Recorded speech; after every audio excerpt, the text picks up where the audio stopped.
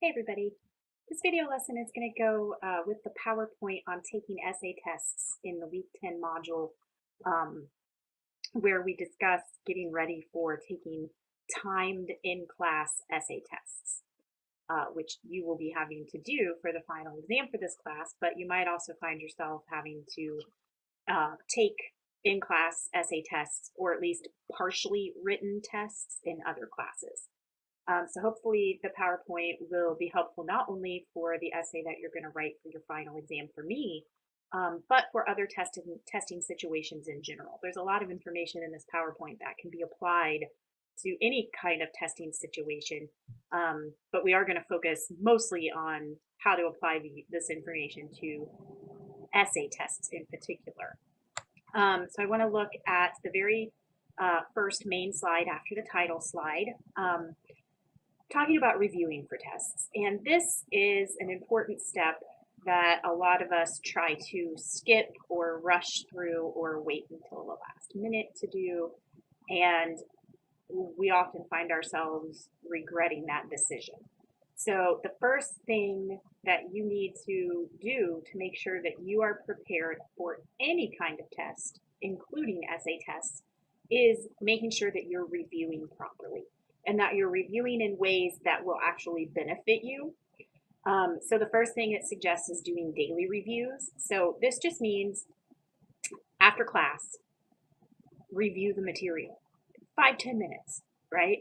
That way, the information that you received during class, if you review it afterwards, you stand a better chance of taking that information from your short-term memory to your long-term memory. And that's what the goal is.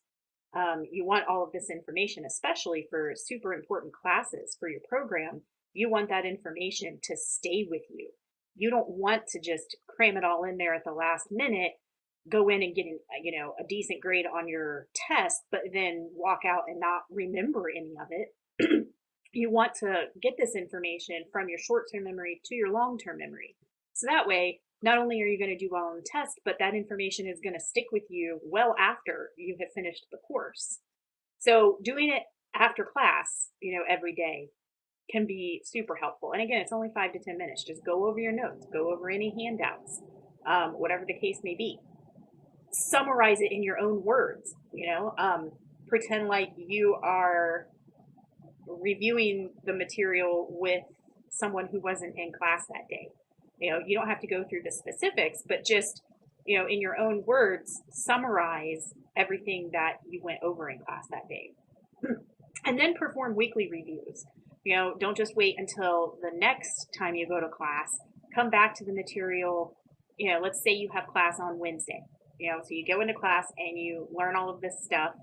After class Wednesday, sometime Wednesday, go back through your material, do that daily review, spend 5 or 10 minutes on it. And then a little later in the week, before you go back to class the next Wednesday, so like Monday or Tuesday, go back through it again, right? And then that will help even more take it from short-term memory to long-term memory. So it's never a good idea to cram, It is such a cliche idea, that everybody crams for their tests, everybody crams for their exams, we cram for finals, what have you. But it's really not the best way to learn material. It can possibly serve you well for that particular test. You might end up doing okay on it. But again, isn't the point to retain that information, especially if this is one of your classes in your program? You need that information to do your job later, once you're finished with school. So that information, in particular, is super important to make sure that you get it to your long-term memory so that you don't forget it ever. So doing those daily reviews and the weekly reviews, very helpful tips. There's a slide in there too about forming study groups that you can kind of go over that if you want, and there's some stuff in the textbook on it as well. But I want to move on to the next slide, slide 4, which is considering the testing situation. Okay, so you have done your daily and weekly reviews and you're pretty confident in your knowledge of the material that you've covered in the class so far. So you get in there and you're about to take this test. Maybe you don't even have the test in front of you yet. If you do, then this step is even more helpful. But you want to consider the purpose of the test, right? And I don't mean the purpose is your instructor wants to see how much you know and then give you a grade for it. I'm talking about the purpose of that specific test and the material that's being covered in the test. How does it fit in with the course, right? How does the information that you're being tested on, how does it fit in with the overall goals and objectives of the course? Can you envision any questions that the instructor might put on the test? Are there ideas and concepts and information that you guys have spent a lot of time on that you would think to yourself, there's a good chance that that's going to be included on this test? Try to prepare yourself as much as possible. You'd be surprised how well you can gauge what the instructor is going to test you over. And remember that you're not really, if it's a written test especially, you're not just regurgitating information. You're going to be expected to, synthesize the material and put things together and build upon everything that you've learned. It's not just, we learned about this, so here's a question on that. We learned about this, so here's a question on that. We learned about all these things, so how do they come together? How do we, how does it all fit together? Think about what is expected of you from your readers, and think about the topic. Why were you discussing these topics? Why were these things covered in the class? If you can figure out, why you've even covered the material in the first place, that will help you figure out what might be asked of you. For this class, for the essay test that you're going to take for the final exam, if you think about how that essay fits in within the course, you're not really expected to regurgitate any information from me either. We're not learning about specific information. We are learning skills in composition. So we have spent some time talking about the rhetorical situation. We spent time talking about crafting an introduction with a good thesis statement. We spent some lessons on paragraph development, making sure your paragraphs are focused, making sure they are cohesive, that your sentences flow smoothly, making sure you have a topic sentence with a good transition in it, how to craft a good conclusion and everything that a conclusion is supposed to do. We have talked about the revision process.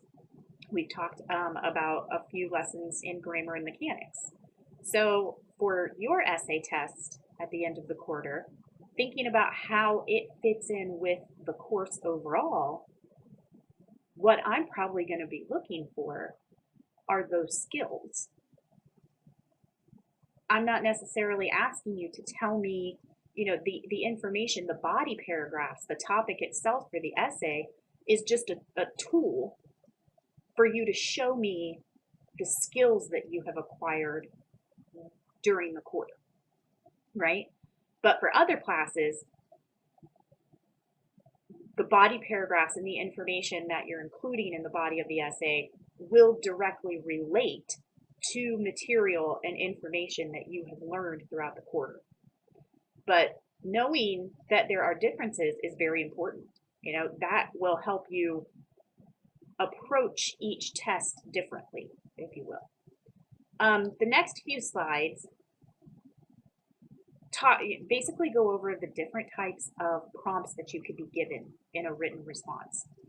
So it goes through a variety of different verbs that would be included in a test question or in an essay question. And it's important to know what each of those verbs means, because if you're being asked to analyze, but what you end up doing is comparing and contrasting, you might fail the whole thing because you didn't actually do what was asked of you. If you're being asked to define something, and instead you evaluate it, you might fail the whole thing. So knowing what those prompts mean is super important. So I've put some of the more popular ones on a few slides in this PowerPoint. You don't have to memorize them, but it might be a good idea to familiarize yourself with each of them and take a look at what each of them means so that you might be better prepared down the road in other classes with other types of testing situations. Know what it means to analyze. You know, if you're analyzing something, you're breaking things down into smaller parts and showing how they work together. If you're being asked to classify something, you know, you're putting them into groups because they share similar characteristics. Why are they classified this way? Why do you think they should be classified that way? Comparing is showing how two things are similar. Similar. Compare, similar. Conversely, the opposite of that is contrast. You know, if you're being asked to contrast two things, you're showing how they're different. Sometimes you might be asked to compare and contrast. You might be asked to define something, and that's not just giving a dictionary definition, which is like 1 or 2 sentences long, but defining an overall concept that would, you know, take 4 or 5 paragraphs to do. You might be asked to describe. That's just giving a detailed sketch or impression of a topic. Diagramming, that wouldn't really be written, but I guess it could be considered written. You know, having to write it. Discuss, that's just looking at something from all sides. When you have a discussion, it's not just one point of view, it's multiple points of view, right? Evaluate, we've learned that this quarter, is giving a judgment, showing why something is good or bad using evidence to help back it up. Explaining things is just making something clear, right? Making sure that you're going through the steps and giving reasons for things. Justifying something is telling why a certain point of view is good or bad. Outlining is going step by step, right? Proving something is, you know, bringing out the truth, but it's hinged on the evidence that you give to back up that point. Reviewing something is summarizing the key characteristics, basically. You know, you've got state, summarize, trace, you know, all different kinds of verbs that can be used in those prompts for written responses. Just familiarize yourself with these because there's nothing worse than going into a testing situation and getting the prompt and not fully understanding what is being asked of you. Hopefully you would have an instructor who would guide you through it, but you never know. So like I said, it's not something you have to memorize, but I wanted to put them on the slide so that you could go through them and just have a brief understanding of what each type of prompt means. The last slide of the PowerPoint gets into how to actually execute the essay test, right? So first thing you do, read and reread the question several times. Make sure you understand every single aspect of the question. Some of them might be 2 or 3 parts. You know, make sure you understand exactly what the instructor is asking of you so you can be sure that you do that in your response. If you only cover part of the question, you're going to miss out on a good deal of points probably. So reading and rereading the question will ensure that you fully understand the question itself and then what you are supposed to do. Another nice thing that you can do is take the question or the prompt and rephrase it into your thesis statement. So if you look back at some of those different types of prompts that we were just talking about, you know, for instance, you know, if you look at slide 5, you know, for analyze, it says analyze the major difficulties found at urban housing projects. You would then flip that and just as your thesis statement, you know, some of the major difficulties found at urban housing projects are blah, blah, blah. You know, comparing the vegetation in the rainforests of Puerto Rico with the vegetation in the rainforests of Costa Rica. You know, the vegetation of rainforests in Puerto Rico are similar to those in Costa Rica in these 3 ways. blah, blah, blah, right? Let's see. Justify the use of anti-lock brakes in automobiles, right? The use of anti-lock brakes in automobiles is a good thing because they blah, blah, blah, right? Explain the effects of global warming on a coastal city like New Orleans. Global warming has affected New Orleans because blah, blah, blah. So use the prompt itself to help you start the essay.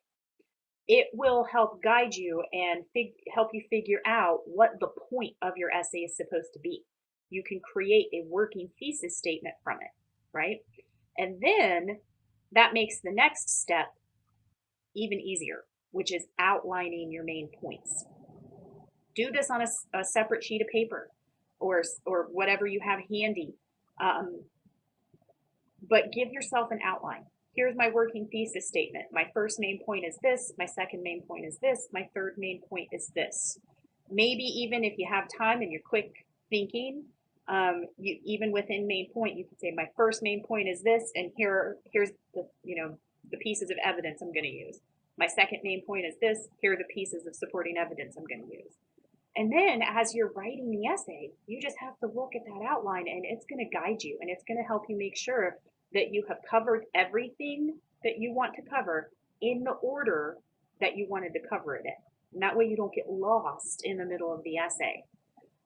This works even when it's not an in-class essay, by the way, but it's especially important to have that outline when you have time restrictions at hand.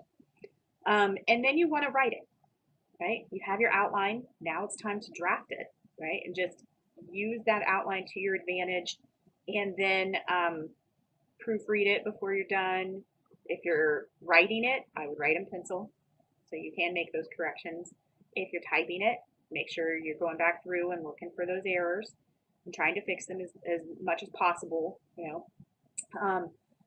So that's what I'm going to hope you do for this final exam essay that you're going to take in week 11. You're going to have 4 prompts that you can choose from, and then you're going to start the exam, and you're going to have a certain amount of time to type that essay up. And hopefully you will use the outlining as a tool, and hopefully you will use that tip of rephrasing the question into your thesis statement. You're going to do an exercise after this video lesson, where you're going to fill out a planning sheet, an essay planning sheet. And that is something that you can use going into the final exam as well. But there'll be more on that when you get to the actual assignment. There'll be a little blurb there explaining why I'm asking you to do the essay planning sheet and how it can benefit you. There's also, some stuff in the chapter on page 371, some tips on taking objective tests, and what we mean by that is like your true, false, multiple choice, fill in the blanks, matching, those types. So that might be worth taking a look at as well, especially if you tend to struggle on, in testing situations. You can, take a look at page 371 and get some pointers there. Otherwise, if you have any questions about the PowerPoint or the chapter, or anything in general about taking essay tests, feel free to let me know. Otherwise, you can move on to the exercise with the essay planning sheet.